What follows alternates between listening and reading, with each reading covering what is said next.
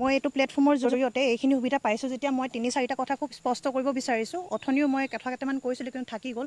প্ৰথমতে নন্দিতা শইকীয়ানো কোন সেয়া অসমৰ মানুহে জনাটো খুব প্ৰয়োজনীয়। তেওঁ অতি দৰিদ্ৰ পৰিয়ালৰ পৰা তেওঁ এখন জন্ম হৈছিল আৰু তেওঁ ইয়াতে পঢ়ি খুব ভাল ৰিজাল্ট কৰিছে। কৰি পেলাই তেওঁ ধেমাজি মৰিধল কলেজত এইকাৰণেই পঢ়িব গৈছিল কাৰণ ঢকুৱাখানা কলেজত আপোনাৰ হিন্দী ছাবজেক্টটো নাই। তো সেই সূত্ৰে তেওঁ ধেমাজিত পঢ়িবলৈ গৈছিল।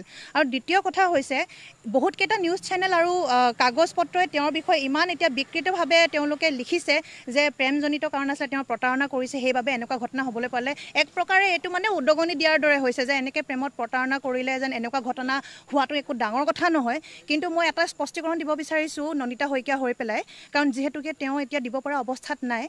মানুহৰ ভাল পোৱা হয়ে কেতিয়াবা প্ৰতাৰণাৰ বুলি নহয়, তেওঁ ভাল পাইছিলে হয় আৰু ভাল পোৱা অৱস্থাত কোনোবাই কিবা উপহাৰ দিয়ে সেই কথাটোও হয়। সেই উপহাৰ দিয়া কথাবোৰকে এতিয়া খুচৰি তেওঁলোকে বাতৰিত যিভাৱে বিকৃতভাৱে এতিয়া উলিয়াইছে খুব বেয়া কাম কৰিছে।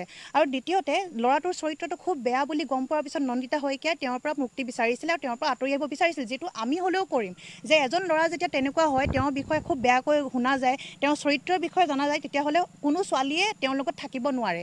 আৰু তৃতীয় কথা হৈছে তেওঁ যিটো জঘন্য কাম কৰিলে এই কামটোৰ কাৰণে কোনো মাফি নাই। আৰু মইতো ভাবোঁ যে ফাঁচি খুব কমেই শাস্তি হ'ব, কাৰণ ফাঁচি দিলেতো তেওঁ এক মুহূৰ্ততে শেষ হৈ যাব।